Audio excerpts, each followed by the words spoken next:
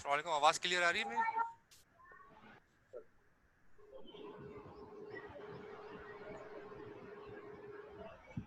Hello. जी जी sir, sir. आपकी आवाज़ clear है। ठीक है, ठीक है।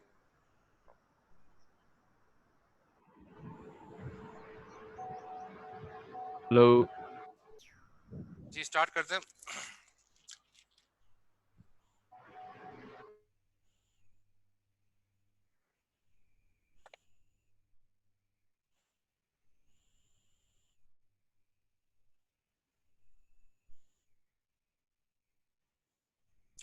अच्छा, हमारा लेक्चर था कि जहाँ से हम दोबारा से स्टार्ट करते हैं, तो ये हमारा जो है ना, ज़्यादातर जो लेक्चर होगा वो ज़ाहिर है जो ये कोर्स है वो ज़्यादातर मेरे लेक्चर्स पे ही डिपेंडेंट है। तो अगर आपने ये ऑनलाइन वीडियो लेक्चर्स जो है वो आपने सही तरीके से जो है वो किए हैं, तो आपको इंशाल्लाह जो है कोई प्रॉब्लम नहीं होगा और सारी चीज़ों को हैंडल करने में इंशाल्लाह आसानी होगी। अच्छा, बेसिक अंडरस्टैंडिंग ऑफ कंप्यूटर, इसमें फ़ायदा ये होगा कि आपको इस कोर्स को पढ़ने से कंप्यूटर की जो बेसिक्स है ना वो आपको पता चल जाएंगी कि वैसे तो पता चलता है लेकिन नॉर्मली कैसे काम कर रहा है, लेकिन इंटरनली हार्डवेयर कैसे काम करता है, माइक्रो प्रोसेसर किस तरीके से हमारी इंस्ट्रक्शन को एग्जीक्यूट करता है, और इसके साथ साथ जो है रैम कैसे कम्युनिकेशन करती है माइक्रो प्रोसेसर के साथ, और बसेस का क्या काम है, और किस तरह से इंस्ट्रक्शन हमारी टूटती है और कैसे ब्रेक होकर सॉल्व होती है। तो सारी चीज़ों का इंशाल्लाह आपको अंडरस्टैंडिंग हो जाएगी। इस कोर्स को पढ़ने का एक फ़ायदा है कि आपको पता चल जाएगा कि इंटरनली कंप्यूटर काम कैसे करता है। अच्छा, लिखा है not a difficult course but simplest one. ज़्यादातर लोग समझते हैं कि मतलब ये बहुत मुश्किल कोर्स है, हालांकि ये कोर्स मुश्किल नहीं है बल्कि ये सिंपल है, सादा है। ठीक है, यानी कि इसका उसके अंदर यानी कि सारे कंप्यूटर जैसे काम करता है, कंप्यूटर को हर चीज में ना, माइक्रो प्रोसेसर को हर चीज बतानी पड़ती है। वो कोई भी चीज अज्यूम नहीं करता बल्कि उसको हर चीज बतानी पड़ती है। तो आप असल में हमें आदत है हाई लेवल लैंग्वेजेस पे काम करने की जिसमें बहुत सारी अजम्पशंस ली जाती हैं, लेकिन जब आप असेंबली लैंग्वेज की बात करते हैं, असेंबली लैंग्वेज के अंदर अजम्पशंस नहीं होती बल्कि वो हर चीज बतानी पड़ती है। जो भी काम आपको कराना होता है उसके इसके बारे में आपको बताना पड़ता है। तो इसलिए ये चीज अगर आपको समझ में आ जाएगी तो कोर्स आपको सिंपल लगेगा, थोड़ी सी आस्ते आस्ते इसकी अंडरस्टैंडिंग पैदा होगी तो।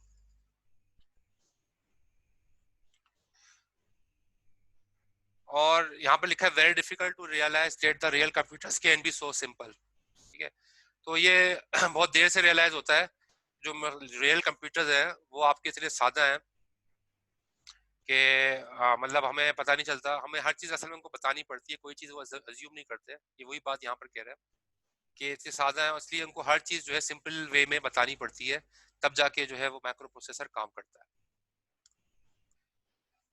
Assembly language programming gives a free hand exposure to the computer and lets the programmer talks with its language। ठीक है, तो असेंबली लैंग्वेज जो है ना वो क्या, इससे फायदा क्या होता है कि कंप्यूटर की लैंग्वेज में आप बात कर सकते हो, कंप्यूटर से माइक्रो प्रोसेसर से आप उसकी जबान में बात कर सकते हो। हाई लेवल लैंग्वेज में ये चीज पॉसिबल नहीं है। हाई लेवल लैंग्वेजेस के अंदर जैसे सी शार्प वगैरह में आप काम करते हो, आप माइक्रो प्रोसेसर से बात नहीं कर सकते, आप माइक्रो प्रोसेसर के साथ कम्युनिकेशन नहीं कर सकते। ठीक है, इनडायरेक्ट होता है, सारी चीजें इनडायरेक्ट होती हैं, आप डायरेक्टली माइक्रो प्रोसेसर के साथ कम्युनिकेशन नहीं कर सकते। लेकिन असेंबली लैंग्वेज के अंदर ये फैसिलिटी है कि आप डायरेक्टली जो है कंप्यूटर हार्डवेयर के साथ, माइक्रो प्रोसेसर के साथ, रैम के साथ डायरेक्टली आप जो है कम्युनिकेशन कर सकते हैं।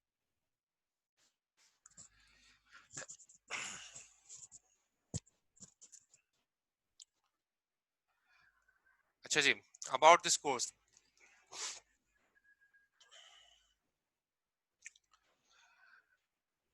अच्छा, to cover the practical aspects of the assembly language programming IBM PC. असल में हम जो है ना प्रैक्टिकली जो है हम जो यूज करेंगे वो आईबीएम पीसी यूज करेंगे, जो कि इंटेल आर्किटेक्चर के ऊपर बेस्ड करेगा। ठीक है, आपका जो माइक्रो प्रोसेसर है वो इंटेल आर्किटेक्चर पे बेस करेगा। तो यानी कि जो हम असेंबली लैंग्वेज जो पढ़ेंगे वो इंटेल के माइक्रो प्रोसेसर को सामने रख के पढ़ेंगे। माइक्रो प्रोसेसर जो है वो बहुत सारे हैं, मोटोरोला का है, ठीक है, और भी मुख्तलिफ कंपनीज के हैं, एप्पल के हैं, मुख्तलिफ कंपनीज के हैं, लेकिन हम जो पढ़ेंगे वो इंटेल का माइक्रो प्रोसेसर जो है उसको सामने रख के पढ़ेंगे। ज़ाहिर अब ज़्यादातर इंटेल ही यूज़ कर रहे होते हैं, और इंटेल का माइक्रो प्रोसेसर आर्किटेक्चर ही हम डिस्कस करेंगे पूरे कोर्स के अंदर। तो इससे आपको वाकफियत भी हो जाएगी कि इंटेल का इंटरनल आर्किटेक्चर कैसा है और माइक्रो प्रोसेसर कैसे मतलब इंटेल का काम करता है। उससे इंशाल्लाह यहाँ पर आइडिया भी हो जाएगा। अच्छा जी, कोर्स की रिक्वायरमेंट्स क्या क्या है? Before attempting this course you should know, आपको क्या क्या पता होना चाहिए इस कोर्स को पढ़ने से पहले, वो देख लेते हैं। एक तो आपको आपको जो है ना डिजिटल लॉजिक के ऑपरेशंस क्लियर होने चाहिए, जैसे आपने पढ़ लिया होगा डीएलडी में भी, ठीक है ना, जैसे एंड है, और है, नॉट है, एंड ऑपरेशन, और ऑपरेशन, नॉट ऑपरेशन, ये आपको पता है, ठीक है। वैसे तो इस स्लाइड के अंदर इसकी एग्जांपल्स भी कुछ रखी गई हैं ताकि थोड़ा सा रिवीजन भी हो जाए, लेकिन ये सारी चीजें आप पढ़कर आए हो डीएलडी में, तो ये चीजें आपको पता होनी चाहिए। Binary numbers and their arithmetic, binary number जो है वो कैसे काम करता है, उसकी अरिथमेटिक कैसे परफॉर्म होती है बाइनरी नंबर्स की, इसके बारे में जो है आपको नो हाउ होनी चाहिए। यानी कि बाइनरी नंबर आपको पता है ना 1 0 पे काम करते हैं। अब उसकी अरिथमेटिक का मतलब क्या है, उनकी addition, subtraction, multiplication, division binary के अंदर, और उनके सारे मतलब उसकी जो अरिथमेटिक है बाइनरी ऑपरेशंस की, वो साइन नंबर, अनसाइंड नंबर, ये सारे आपने पढ़ लिए हैं डीएलडी में। ये फर्स्ट लेक्चर के अंदर भी इसका ओवरव्यू है, लेकिन जाहिर है इन डिटेल नहीं जाएंगे हम, क्योंकि आप सारी चीजें पढ़ के आए हो पिछली कोर्सेज में। बस ज्यादातर ये चीजें चाहिए, apart from this basic concept there is nothing much more need before this course, ठीक है। तो इससे ज्यादा मतलब ज्यादा रिक्वायरमेंट नहीं है, बस आपको कम से कम बेसिक्स पता होनी चाहिए बाइनरी नंबर्स की और उसके अरिथमेटिक्स की, और जो लॉजिकल ऑपरेशंस हैं एंड और नॉट वगैरह, ये आपको पता होने चाहिए। बाकी सच कोई इतनी रिक्वायरमेंट है नहीं इस कोर्स के लिए। बाकी इंशाल्लाह इस कोर्स में हम जैसे चीजें होती जाएंगी उसको समझते जाएंगे। अच्छा जी, कोर्स के ऑब्जेक्टिव्स क्या क्या है? हम चाहते हैं कि कोर्स के अंदर जो है ना आपको कुछ ऑब्जेक्टिव्स, हम क्या क्या चीज़ अचीव करना चाहते हैं इस कोर्स के जरिए, वो यहाँ पर देख लेते हैं।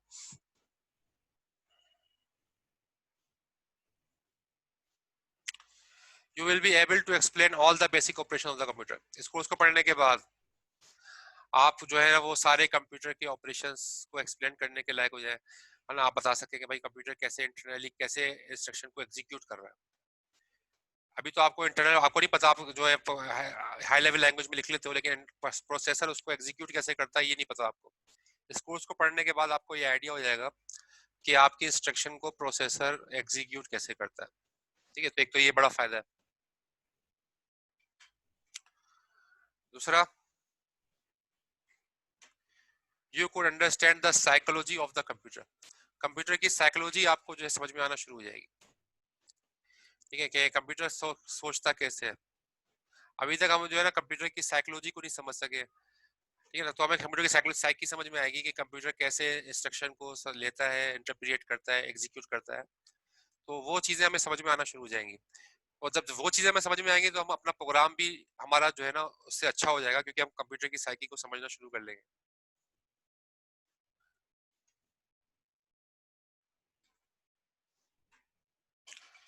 You will understand the limitations and it's capabilities of computer, ठीक है ना। तो कंप्यूटर की जो लिमिटेशंस हैं, हम आप समझते हैं कंप्यूटर सारे काम कर सकता है, सारे काम नहीं कर सकता, ठीक है ना। उसकी लिमिटेशन क्या, उसकी लिमिटेशंस हैं, सीपीयू की, प्रोसेसर की, माइक्रो प्रोसेसर की लिमिटेशंस हैं कंप्यूटर की। तो उनकी लिमिटेशंस को जब हमें समझ में आना शुरू हो जाएंगी तो हम जो है उसी हिसाब से अपना प्रोग्राम लिखेंगे, ठीक है। हमें पता होगा कि भाई कंप्यूटर कौन से काम कर सकता है, माइक्रो प्रोसेसर कौन से काम कर सकता है, और माइक्रो प्रोसेसर कौन से काम नहीं कर सकता।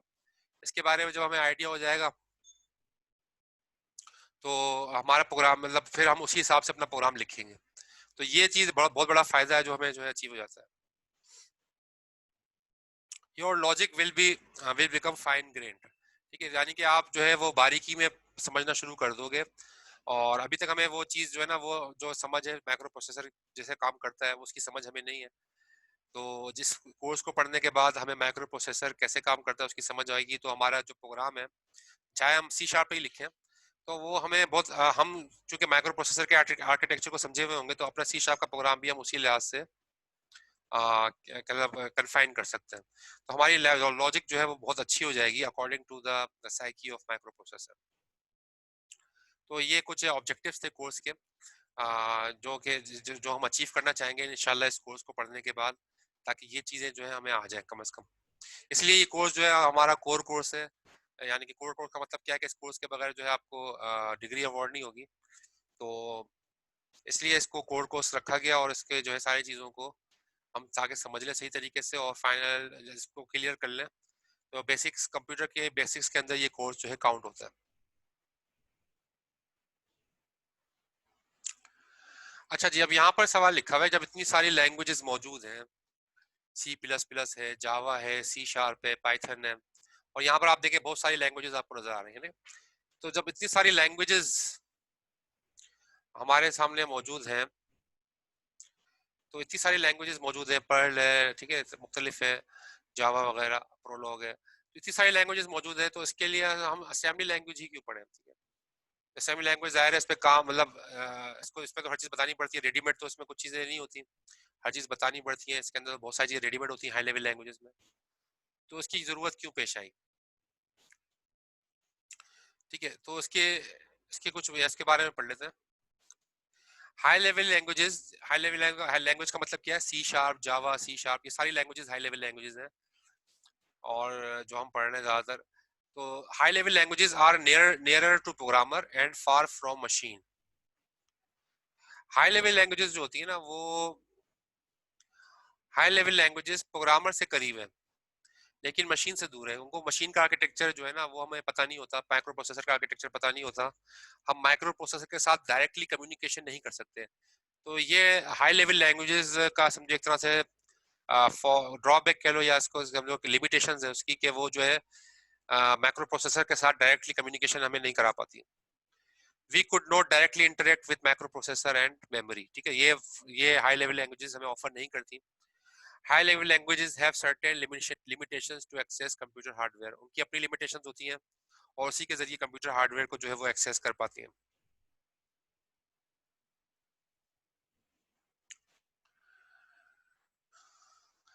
Another use of assembly languages in time critical systems called, अच्छा और दूसरा, एक तो ये बात हो गई कि high level languages directly communication नहीं कर पाती, इसलिए हमें असेंबली लैंग्वेज पढ़ना पड़ेगी ताकि हम अगर डायरेक्टली काम कर सकते चाहें, क्योंकि हाई लेवल लैंग्वेजेस ज़ाहिर है इनडायरेक्टली काम करती हैं तो वो स्लो होती हैं।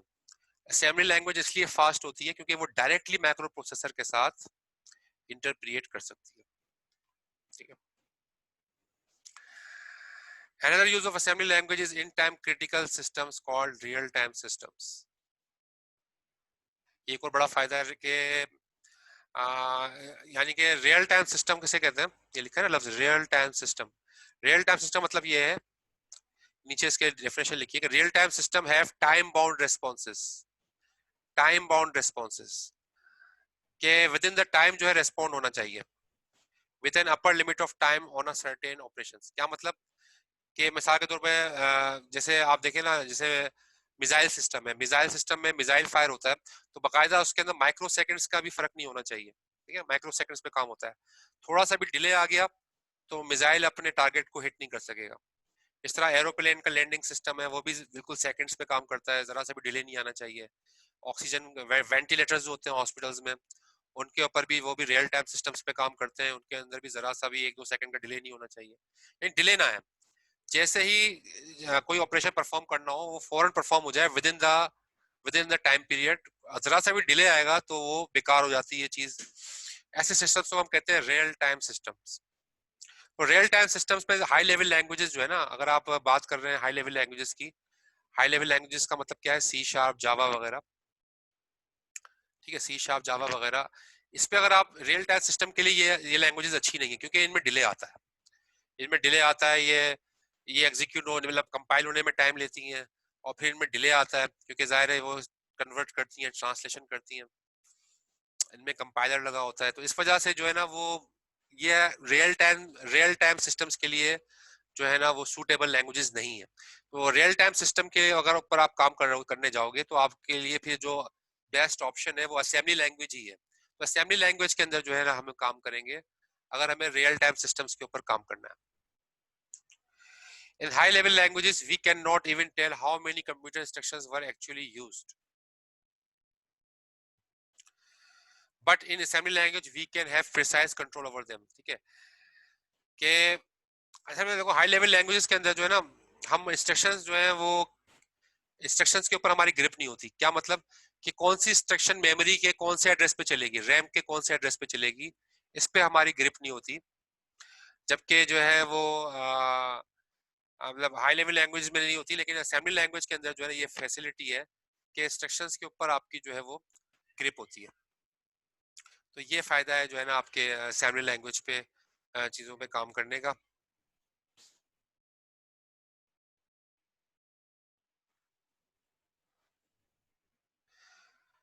To produce fine grade logic in programmers, ठीक है ना।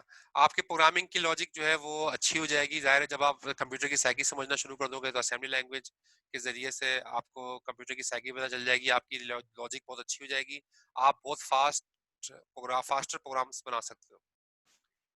Each and every grain of assembly language has a meaning, nothing is presumed. वो यही बात कह रहा है, असेंबली लैंग्वेज के अंदर कोई चीज प्रिज्यूम नहीं होती, हर चीज आपको बतानी पड़ती है। जैसे आपने फोर लूप किया होगा ना, फोर लूप आपने किया है जैसे आपने सी शार्प में किया होगा फोर लूप, है ना।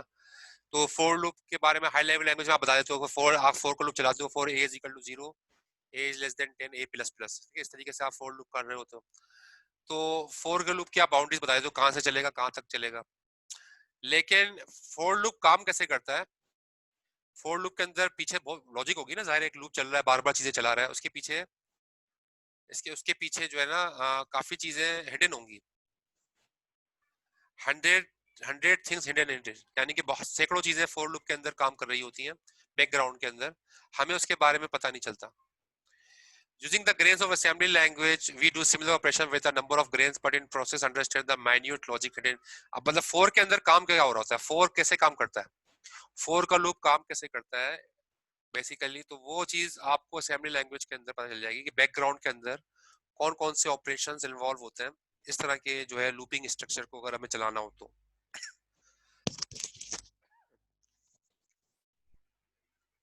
तो ये बहुत बड़ा फायदा है असेंबली लैंग्वेज का, कि आप जो है ना वो असेंबली लैंग्वेज के जरिए से जो है ना ये लूपिंग वगैरह के चीज़ों को भी आप कंट्रोल कर सकते हो। और अब इसमें इसमें इसमें आप यही पढ़ोगे इस कोर्स के अंदर, मैं आपको सिखाऊंगा इंशाल्लाह कि आप अपना फोर का लूप बनाओगे, अपना वाइल का लूप बनाओगे। एक तो आप रेडीमेड यूज करते हो ना सी शार्प का या, लेकिन असेंबली लैंग्वेज में आप अपना फोर का लूप बनाओगे, अपना वाइल का लूप बनाओगे खुद ही कोड करके।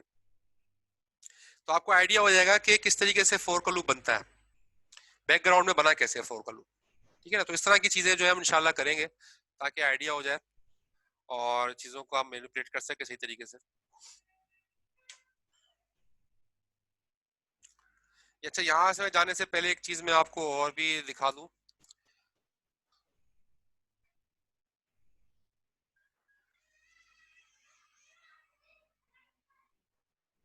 अच्छा सवाल है, मतलब हम लैंग्वेजेस बिल्ड कर सकते हैं? हाँ, लैंग्वेजेस आप बिल्ड कर सकते हैं, असेंबली लैंग्वेज के जगह पढ़ने का मकसद ही यही है। असल में लैंग्वेज बिल्ड करने के लिए काफी चीजें चाहिए, कंपाइलर भी पढ़ना पड़ेगा आपको, वो भी कोर्स है आपका। पीएस प्रोग्राम में जितने कोर्सेज आप पढ़ लोगे तो यकीनन आप अपनी लैंग्वेजेस बना सकते हो, कोई मसला नहीं है। लेकिन सारे कोर्सेज को आप पढ़ोगे तो ऐसा काम हो पाएगा जिसके अंदर आपका कम से कम कंपाइलर, ऑटोमेटा और असेंबली लैंग्वेज, कंप्यूटर आर्किटेक्चर, ये कोर्स आपको पढ़ना पड़ेंगे, तब जाके आप ये काम कर सकते हो। अच्छा यहाँ पर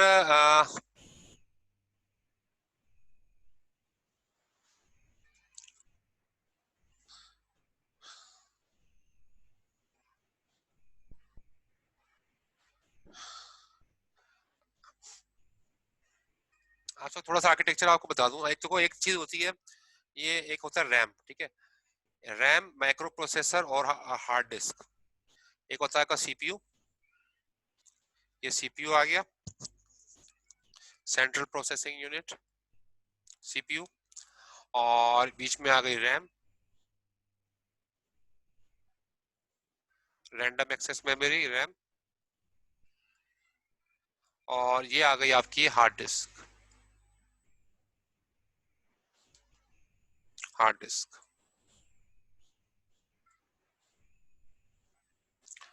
तो थोड़ा सा इसका बारे में ओवरव्यू दे दूं। एक्चुअली होता क्या है, देखो हार्ड डिस्क में तो आपकी सारी फाइल्स जो है ना वो आपकी हार्ड डिस्क के अंदर मौजूद है। ये सारी वर्ड की फाइलें, एक्सेल की फाइलें, विंडोज वगैरह सब आपकी हार्ड डिस्क पे रखी हुई होती है, ठीक है। तो रैम का काम क्या है? मैं ज्यादा सवाल करता हूँ भाई, what is the function of RAM? RAM का काम क्या है?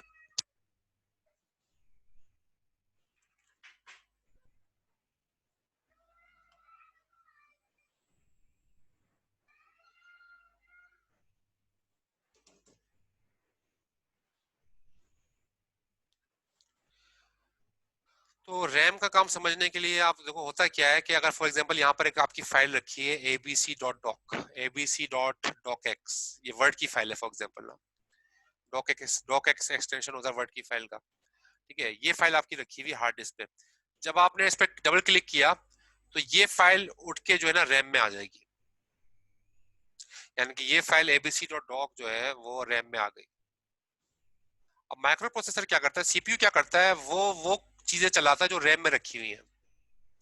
सीपीयू वो चीजें रन करता है जो कि रैम में रखी हुई है। सीपीयू वो चीज रन नहीं कर सकता जो हार्ड डिस्क में है। सीपीयू वो रन नहीं कर सकता, सीपीयू वो रन करता है जो चीज रैम में रखी हुई है।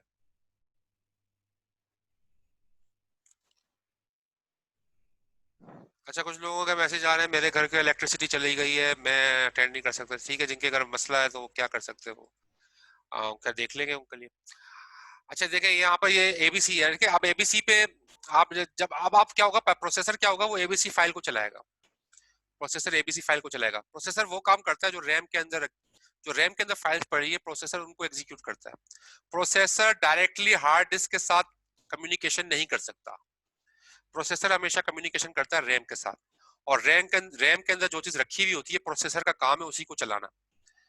तो एक्चुअली होता है क्या है, हार्ड डिस्क से चीजें उठ के आपके रैम में आती है और रैम से फिर वो प्रोसेसर उनको चलाता है। ये फिनोमिना इस तरीके से होता है। ठीक है, तो रैम के अंदर चीज का आना जरूरी है। चीज अगर किसी भी प्रोसेस को एग्जीक्यूट होना है, किसी भी ऑपरेशन, किसी भी इंस्ट्रक्शन को एग्जीक्यूट होना है, उस इंस्ट्रक्शन का रैम में आना जरूरी है, तब जाके प्रोसेसर उसको एग्जीक्यूट कर पाएगा। अगर रैम, और वो करता कैसे है कि वो एक्चुअली प्रोसेसर उस इंस्ट्रक्शन को उठा के अपने पास लेकर आता है, उसको एग्जीक्यूट करता है और दोबारा रिजल्ट को रैम के ऊपर रख देता है। ऐसे करता है प्रोसेसर, यानी कि बाय डायरेक्शनल होता है। अगर आप उसको देखना चाहो कि यानी कि ये सीपीयू है, सीपीयू जो है वो सीपीयू, ये सीपीयू है, ये प्रोसेस, ये जो आपका रैम है।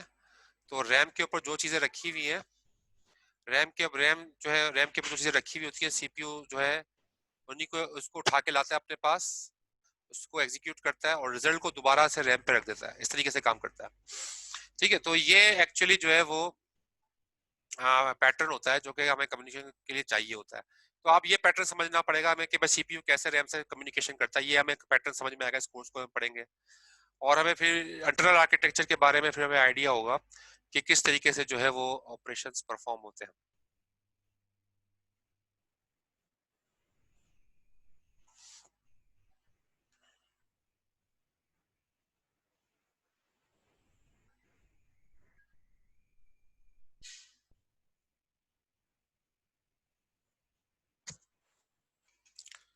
अच्छा जी, वर्चुअल मशीन का कॉन्सेप्ट यहाँ देख लेते हैं। ये तो हमने थोड़ी सी चीज यहाँ देखी।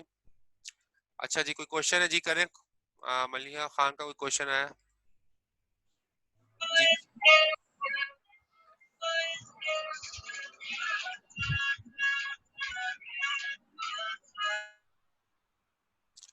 जी मलिहा करें। सर मेरी आवाज आ रही है आपको? जी आ रही है। सर मुझसे पूछना था कि आपने बताया कि जैसे हार्ड डिस्क से सीधे रैम में उससे जाते हैं, तो हार्ड डिस्क से सीधे रैम में किस तरीके से जाते हैं? थोड़ा सा आपको आपकी इतना सर आवाज आवाज बहुत स्लो आ रही है, थोड़ा सा माइक। सर अब सही आ रही है? आप सही आ रही है, आप बताएं। सर मैं ये पूछ रही थी कि हार्ड डिस्क से चीजें रैम में किस तरीके से जाती हैं, क्योंकि इस चीज के लिए भी कोई ना कोई प्रोसेसर मौजूद होगा पीछे बैकएंड पे जो काम कर रहा होगा, या देखिए हार्ड डिस्क से इंक्लूड की चली जाती हैं चीजें? नहीं, हार्ड डिस्क से आसान है। हार्ड डिस्क से रैम में कैसे जाती है, वो असल में पीछे ना बीच में ना बसेस होती हैं। मैं अभी पढ़ाऊंगा आपको इसमें कि ये जो सीपीयू है, ये रैम है, ये हार्ड डिस्क है, और इनके दरमियान में बीच में ना बसेस होती है, लाइंस होती है, मदरबोर्ड की लाइंस होती हैं, जो कि उनका काम यही होता है कि आपस में इनको कम्युनिकेशन करा के दे, डेटा एक लेके जाए और डेटा लेकर आए। ये बसेस होती हैं, हम पढ़ेंगे भी इस कोर्स में। तो इन बसेस के जरिए से आपस में कम्युनिकेशन हो रही होती है, रैम की, सीपीयू की, हार्ड डिस्क की आपस में। सही है। वो लाइंस होती हैं, बसेस होती हैं, उन बसेस का काम ही होता है कम्युनिकेशन कराना। तो अच्छा जी, वर्चुअल मशीन के कॉन्सेप्ट्स हम पढ़ लेते हैं। वर्चुअल मशीन किससे कहते हैं? अब ये तो हमने थोड़ा सा यहाँ पर देखा कि अभी तक हमने ये देखा कि भाई असेंबली लैंग्वेज पढ़ना क्यों जरूरी है, असेंबली लैंग्वेज का काम क्या है, पढ़ना क्यों जरूरी है, वो थोड़ी सी चीजें हमने देखी। ठीक है, अब यहाँ पर आप देखो एक और चीज बता रहे हैं, वर्चुअल मशीन का कॉन्सेप्ट आपको यहाँ बता रहे हैं कि भाई असेंबली लैंग्वेज क्यों पढ़ना जरूरी है, इसके अंडर में ही आता ही है एक तरह से। तो वर्चुअल मशीन का मतलब क्या है? क्योंकि कंप्यूटर जो है ना वो अपनी लैंग्वेज में प्रोग्राम को एग्जीक्यूट करता है।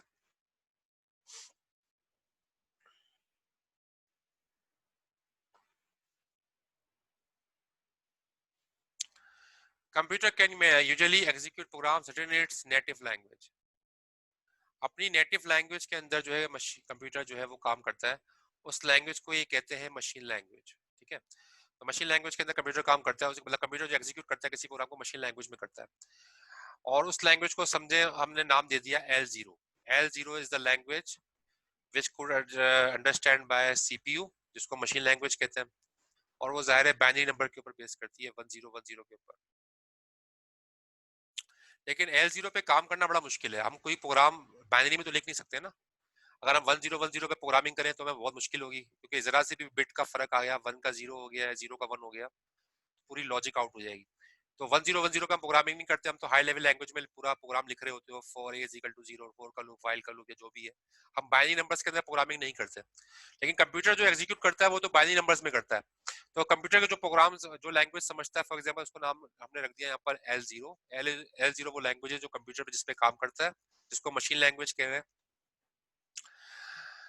लेकिन हम अगर कोई ऐसी लैंग्वेज बनाएं जो हमारे लिए थोड़ी आसान हो, ठीक है, जिसपे हम काम कर सकें, तो उस लैंग्वेज को हमने नाम दे दिया L1। कि हम बाइनरी पे काम नहीं कर सकते, हमने एक और लैंग्वेज बनाई जिसके अंदर कुछ चीजें ऐसी थी जो कि हमारे लिए आसानी थी, तो हमने उस पर काम किया L1 पे। और L1 से फिर L0 पे जो है, यानी कि L1 में हमने काम किया, फिर L1 से जो है L0 पे कन्वर्जन होगी, वो ट्रांसलेशन होगी, हमारा प्रोग्राम ट्रांसलेट हो जाएगा और माइक्रो प्रोसेसर उसको एग्जीक्यूट कर लेगा। हम लिखेंगे L1 में और वो कन्वर्ट हो जाएगा L0 के अंदर।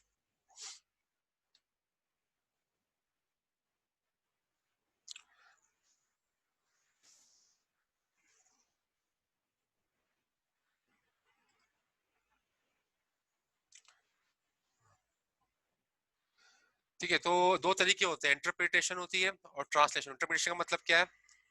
यानी कि L1, यानी कि इसके अंदर क्या होगा, as the L1 program is running each of its instruction could be decoded and execute by a program written in language L0। यानी कि L0 के अंदर जो भी लिखा हुआ है वो L1 के अंदर पहले डिकोड होगा, उसकी ट्रांसलेशन हो जाएगी पूरा। यहाँ पर लाइन बाय लाइन होगी, ट्रांसलेशन के अंदर पूरा प्रोग्राम जो है वो L0 का L1 के अंदर ट्रांसलेट हो जाएगा, L1 का L0 में ट्रांसलेट हो जाएगा। यानी कि हम लिखेंगे L1 में और वो मशीन लैंग्वेज में ट्रांसलेट हो जाएगा L0 में। फिर इसी तरीके से अब इसने क्या लिखा है कि फॉर एग्जांपल लैंग्वेजेस के कॉन्सेप्ट की बजाय आप वर्चुअल मशीन का कॉन्सेप्ट ले लें तो ज्यादा बेहतर है। यानी कि वर्चुअल मशीन का मतलब क्या है कि आपने पूरी प्रोग्राम लिखा वर्चुअल मशीन, यानी कि वर्चुअल लैंग्वेज 1 को वर्चुअल मशीन 1 ले लो, लैंग्वेज 0 को वर्चुअल मशीन 0 ले लो। वर्चुअल मशीन 0 का मतलब क्या है, जिसपे आपने मशीन लैंग्वेज है, और वर्चुअल मशीन 1 का मतलब है जो कि हाई लेवल लैंग्वेज, जो कि L1 है। हाई लेवल लैंग्वेज नहीं है, मतलब एक लैंग्वेज है जो कि मशीन लैंग्वेज से बेहतर है। तो VM1 के जो भी चीज आप काम VM1 पे करोगे, लेकिन वो ट्रांसलेट VM0 पे होगा असेंबली लैंग्वेज। फिर देखें यानी किस तरीके से, यानी कि आप काम इस पे करोगे, हम करते क्या है कि हम काम VM1 पे करेंगे, ये थोड़ा सा हमारी क्योंकि ये तो बिल्कुल ये जो मशीन लैंग्वेज है VM0, ये तो बिल्कुल 1010 पे होगी, ठीक है, बाइनरी पे होगी। बाइनरी पे प्रोग्राम करना मुश्किल है। तो हमने एक वर्चुअल मशीन बनाई VM1 के नाम से। वर्चुअल मशीन के अंदर सारी चीजें आ जाती है, रैम, माइक्रो प्रोसेसर वगैरह सब चीजें आ जाती है। तो हमने एक वर्चुअल मशीन बनाई VM1 के नाम से, जो कि ज्यादा जो कि जिसके अंदर जो प्रोग्रामर से थोड़ी करीब है। इसके अंदर आप कुछ हाई लेवल कॉन्स्ट्रक्ट लिख सकते हो, जैसे कि इसके अंदर आप लिख सकते हो ऐड वगैरह, असेंबली लैंग्वेज की तरह की चीजें लिख सकते हो। या इसके अंदर पहले आप शुरू वो लिख सकते हो, कोई कोड लिख सकते हो, जैसे आपने लिखा 85, 85 का मतलब है ऐड कर दो, ठीक है, ऑप कोड कहलाता है वो। कोई चीज आपने कोडिंग लिख दी 62, 62 का मतलब है सब्ट्रैक्ट कर दो, मिसाल के तौर पे एग्जांपल दे रहा हूँ। ये कुछ कोड होता है, कोड के जरिए से कोई काम हो रहा होता है। इसमें प्रोग्राम लिखना फिर भी आसान है, इसमें प्रोग्राम लिखना मुश्किल है बाइनरी में। तो एक लैंग्वेज आपने वर्चुअल एनवायरनमेंट बनाया, वर्चुअल मशीन 1, जिसके अंदर आपने इस तरीके से कोडिंग दे दी, उस कोडिंग के अंदर प्रोग्रामिंग करना जो है वो आसान है। लेकिन अगर आप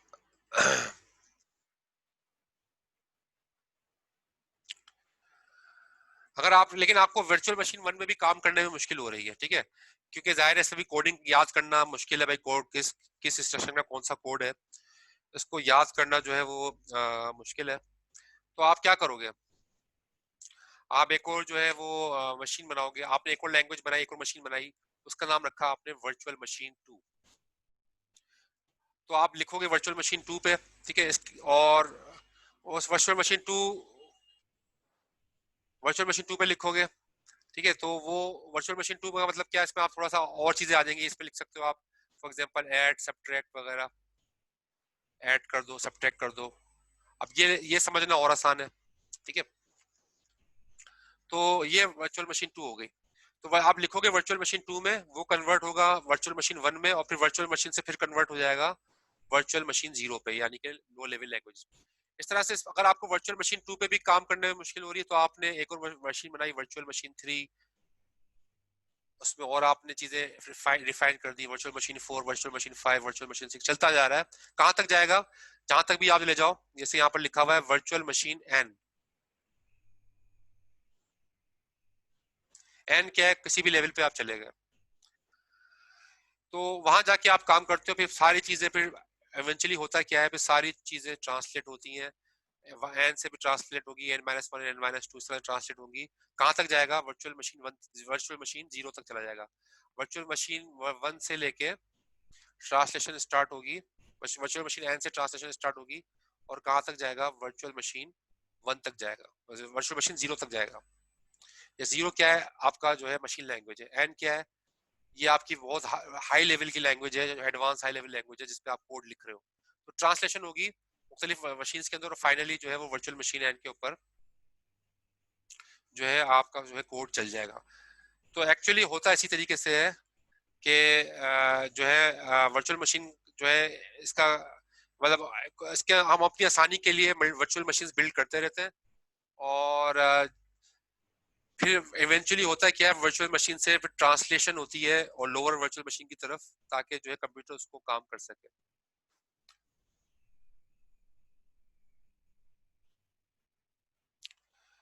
इसमें कोई क्वेश्चन तो नहीं है वर्चुअल मशीन के बारे में जो मैंने आप लोगों को बताया।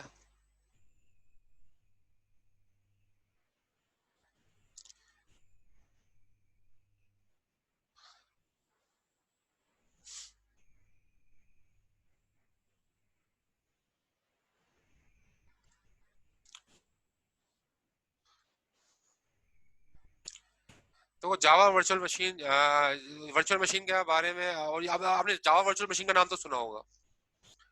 जावा का, अगर जावा पे अगर आपने काम किया है तो, जावा पे काम नहीं किया तो मैं फिर भी बता देता हूँ। जावा जो है ना,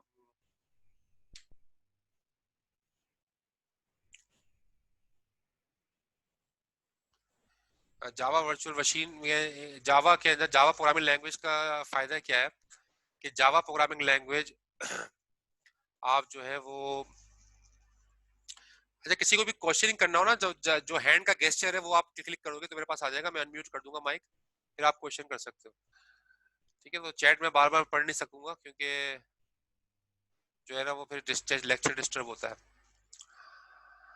अच्छा, the Java programming language is based on the virtual machine concept. तो जावा जावा असल में जावा का फायदा क्या है, जावा प्रोग्रामिंग लैंग्वेज है ना, जावा में जो भी प्रोग्राम लिखा जाता है वो हर प्लेटफॉर्म पे चल जाता है। क्या मतलब कि वो जावा का प्रोग्राम आप चाहे एप्पल के पीसी पे लिखें, चाहे इंटेल के माइक्रो प्रोसेसर पे लिखें, ठीक है, चाहे किसी भी माइक्रो प्रोसेसर पे, मोटरोला के माइक्रो प्रोसेसर, जावा का बाइट कोड जो है वो हर जगह जो है वो रन हो जाएगा, जावा का बाइट कोड। तो उसको जो है समझने में जो है आसानी हो जाती है, जावा का बाइट कोड जो है। कोई क्वेश्चन करना चाह रहे थे? कौन करना चाह रहे थे? उस्मान?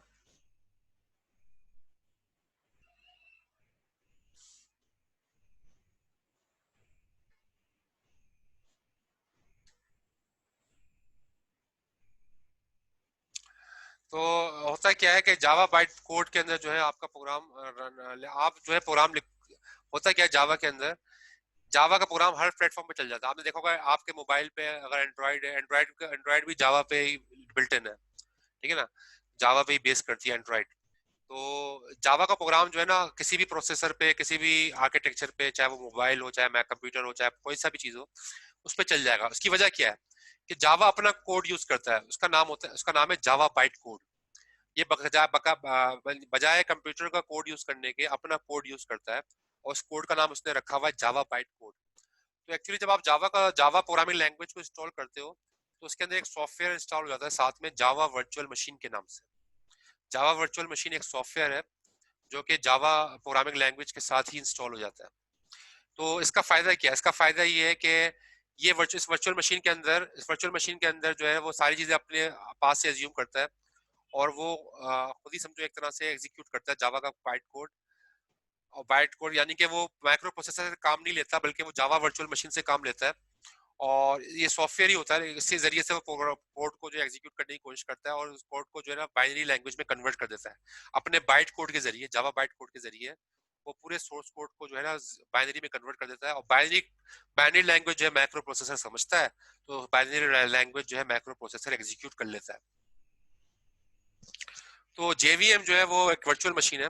इसका फायदा क्या हो? इसका फायदा ये होता है कि सिस्टम जो है ना जावा वर्चुअल मशीन में के जरिए से जो है ना आपका प्रोग्राम जो है वो सिस्टम इंडिपेंडेंट हो जाता है। सिस्टम इंडिपेंडेंट का मतलब क्या है कि आपको सिस्टम पे डिपेंडेंसी की जरूरत नहीं है। माइक्रो प्रोसेसर आपकी इंस्ट्रक्शन एग्जीक्यूट, यानी कि जावा का कोड माइक्रो प्रोसेसर जो है उसको डिकोड नहीं करेगा, बल्कि जावा का कोड जो जावा वर्चुअल मशीन है वो डिकोड करेगी, और फिर वो डिकोड करने के बाद माइक्रो प्रोसेसर के हवाले कर देगी। माइक्रो प्रोसेसर उस कोड डिकोडेड कोड को चला लेगा, क्योंकि जाहिर है वो कोड जो है वो बाइनरी फॉर्मेट पे होगा, 1010 की फॉर्मेट पे। तो माइक्रो प्रोसेसर इसको समझता है, उसको चला लेगा। लेकिन इस तक कन्वर्जन करने का काम जो है वो कौन करेगा? जावा वर्चुअल मशीन करेगी। इसलिए जावा का प्रोग्राम हर हर जो है ना वो हार्डवेयर पे चल जाता है, चाहे वो मोबाइल हो, चाहे कंप्यूटर हो, चाहे कोई सा भी एप्पल का कंप्यूटर हो, चाहे वो इंटेल का माइक्रो प्रोसेसर हो, चाहे वो मोटरोला का माइक्रो प्रोसेसर हो। वो सारे प्लेटफॉर्म पे, सारे हार्डवेयर पे, सारे सॉफ्टवेयर पे, चाहे वो विंडोज ऑपरेटिंग सिस्टम हो, चाहे वो लिनक्स ऑपरेटिंग सिस्टम हो, जावा का प्रोग्राम हर ऑपरेटिंग सिस्टम पे, हर हार्डवेयर पे चल जाएगा। क्यों चल जाएगा? क्योंकि वो अपनी वर्चुअल मशीन यूज करता है, जावा वर्चुअल